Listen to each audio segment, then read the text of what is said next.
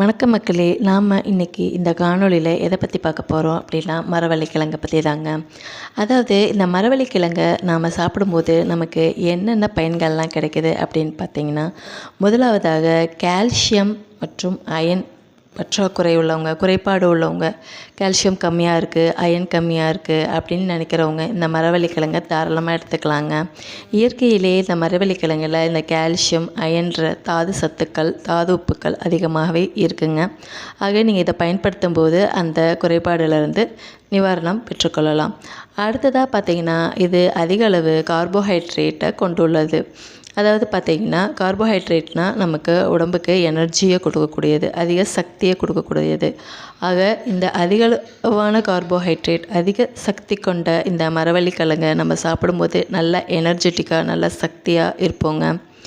அதாவது பார்த்திங்கன்னா, நம்மளுடைய எடை கொஞ்சம் கூடணும், நம்மளுடைய எடையை நல்லா மெயின்டெனன்ஸாக வச்சுக்கணும் அப்படின்னு பார்த்திங்கன்னா, இந்த மரவள்ளிக்கிழங்கு சாப்பிடும்போது உங்களுக்கு நல்லா மெயின்டைன் ஆகுங்க. அதுக்கடுத்ததாக பார்த்திங்கன்னா, இந்த மரவள்ளிக்கிழங்கு ஈஸியாக ஜீரணிக்கக்கூடியது.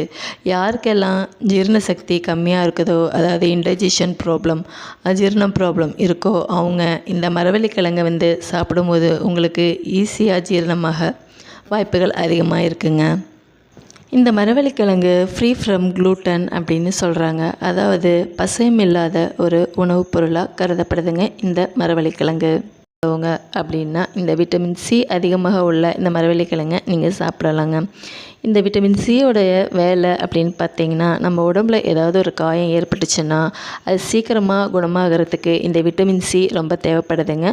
அதனால் நீங்கள் இந்த மரவள்ளிக்கிழங்கை பயன்படுத்தும் போது இல்லைன்னா சாப்பிடும்போது உங்களுக்கு நல்லாவே சீக்கிரமாக குணமாகக்கூடிய தன்மை கிடைக்குங்க. அதுக்கப்புறம் பார்த்திங்கன்னா, இந்த மரவள்ளிக்கிழங்கு மற்றும் இந்த இலை, இதை ரெண்டுத்தையுமே நம்ம பயன்படுத்தும் போது இந்த இலையை காய்ச்சி நீங்கள் குடிச்சிங்க அப்படின்னா, நமக்கு தலைவலி இருந்துச்சுன்னா அந்த தலைவலி கம்மியாகும் அப்படின்னு சொல்கிறாங்க. இல்லை மரவள்ளிக்கிழங்கை சாப்பிடும் போதே நமக்கு தலைவலி இருந்துச்சுன்னா அதுவும் கம்மியாகும்னு சொல்கிறாங்க.